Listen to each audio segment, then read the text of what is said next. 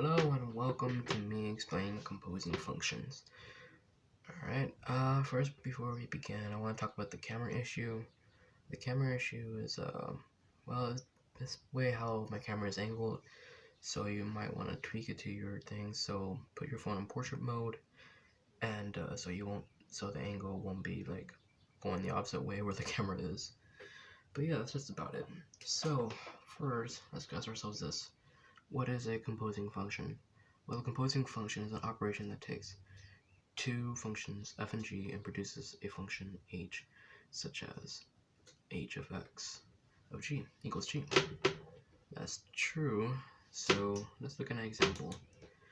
So here we have f of x equals 5x minus 7, g of x equals x minus 3 plus 2 in parentheses.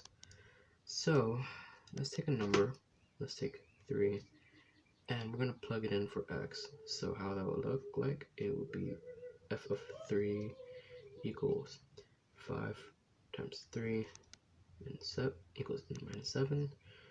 G of 3 would equal, in parentheses, x minus 3. 3 minus 3 squared. So what we do here is, well, first let's talk about that.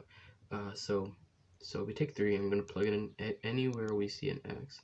That's why you have f of 3. Plug it in anywhere for an x. Same thing for g of 3. So now we do is 5 times 3 is 15. 5 times 3 is 15. Minus 7 is 8. And we take 3 minus 3 is 0. Square it equals 0. Okay, pretty simple so far. So let's try another example. So let's say f of x equals 3x minus 1. G of x equals x cubed plus 2. And what we want to know is what is f what is f of g of 3? Excuse the force. So we want to know what is f of g of 3. So the first thing to do, we want to start from the middle. So how that would look like is g of 3. Remember, 3 plug in for x. G of 3 equals 3 cubed plus 2. So 3 times 3 is 9. 9 times 3 is 27. So 27 plus 2 equals 29. So now what we're going to do, we're going to evaluate 29. We're going to plug it in for function f. So how that would look like would be f of 29. So f of 29 equals 3 times 29 minus 1. So 29 times 3 is 27. 27, 7, carry the 2. 6 plus 8, 87, minus 1 equals 86. Pretty simple. So now we're going to try to find a solution, meaning we're going to find a solution. We're going to basically check our problem. So f of x, alright, f of x equals 3x minus 1, g of x equals x cubed plus 2. So what we want to know is what is f of g of x. So what we're going to do, we're going to plug in gx for f. So how that will look like is 3 of gx minus 1. And remember, our equation for g of x is x cubed plus 2. So we're going to plug that in.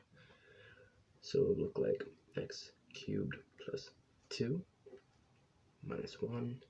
So now what we're going to do here, we're going to distribute. So what that would look like is, so 3 times x cubed, that would be 3x cubed times 2 is plus 6 minus 1. At this point, we will collect like terms. So 6 minus 1 is 5, so we get 3x cubed plus 5. So now we have a new equation. So what we're going to do, this is going to be our new function. So let's say f of g of x equals 3x cubed plus 5. And remember our 3 from right here, so how we're going to solve that, we're going to plug that in for x. and 3 should take us back to 86. So 3 times 3 cubed plus 5, so 3 times 3 is, well, 20. 3 times 3 is 9. 9 times 3 is 27. 27 times 3 is 3 times 3. Yeah, I'm right. So yeah, okay. So 7 times 3 is 21. Oh, 1, 2. So 6, 8, 81 plus 5, and you get 86. Pretty simple. And that's how you find a solution. So basically you're just plugging in 3 for x. If you want to find the solution right here, plug in g of x for f, and the equation goes right here, so it will look like this. Distribute, collect like terms, get 3x cubed plus 5, plug in 3 for x again, and your end result should equal 86. Same thing for any other functions. You're going to do similar to this. So moving away from continuous functions, let's go on to discrete functions. Discrete functions are basically a list of numbers. An example of that would probably be like f of x is 2, 3, 1, 4, 6, 3, and 7, 3. In parentheses, of course. So how it looks like right here. So looking at this, it may look a little hard, but it's actually kind of simple. Actually pretty simple, I should say. So let's take an easy one. Let's just say f of 2. So what you're going to do is, so how that would look like, you're just going to do is find a 2 on function f. Okay, so right here we have a 5. Right next to the 2 is a 5. So that's pretty much our answer, actually. So all you just really doing is just finding a 2 and use the number right next to it is our answer, which is a 5. Alright, so that's pretty simple. Let's try something a little harder. So let's say f of g. Yeah, f of g. I wrote that wrong. F of g of, let's say 4. Nope. Let's just say 1. Okay. So f of g of 1. So what you're going to do is you're going to try to find a 1 on g. So as you see right here, you have a 1. So what you're going to do is, right next to the 1 is a 4. So you're going to take that 4 and it's going to be written as f of 4. So you go right here, try to find a 4. Right next to the 4 is a 1. And so your answer will be 1. Pretty simple. So going over that, f of g of 1, go to g, work in the middle. There's a 1 right here. There's a 4. Take that and put f of 4. Go to function 4. Function f, and there's a 1 right next to it. Pretty simple.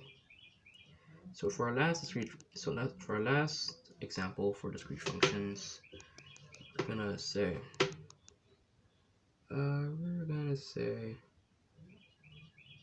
f of g of x.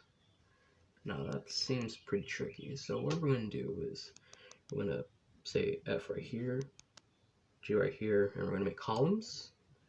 So we're gonna take every number right here, and we're gonna say 1 goes into 4, 2 goes into 5, 6 goes into 3, 5 goes into 9, 3 goes into 6, and 7 goes into 8.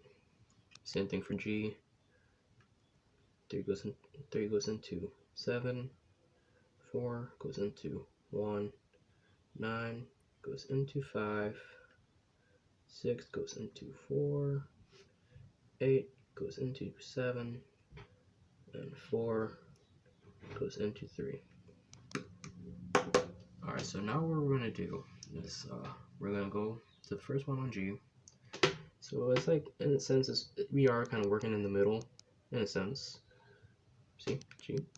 So we're going to say 3 goes into 7. So we're going to take that 7 and we're going to try to find a 7 on here. as you can see, there's a 7. So you're going to say 3 to 7. Go to the next one, 4 of 1. Alright, 4 of 1. So we go to 1 of 4. There's a 1 right here. 4 of 1, we find a 1, 4 to 4. I mean, yeah, 4 to 4, yeah. Okay, so 9 to 5, we find a 5. 5 to 9, so that will be 9, 9. 6 to 4. As you can see right here, there is no 4, so we just leave that alone. 8 to 7, 7 to 8, so that would be 8, 8. So right here, we're going to go to 4 to 3, 3 to 6, so that one will be 4, 6. And that will be our final answer, actually. So this is pretty simple. You're just going to be going 3 to 7. You're going to try to find a 7, and right next to it is going to be your answer. So you would just say 3 and 8. And same thing right here, 4 to 1, 1 to 4, 4 to 4, 0 and 0 on. So that's me explaining discrete functions. I hope you enjoyed, and yeah, peace.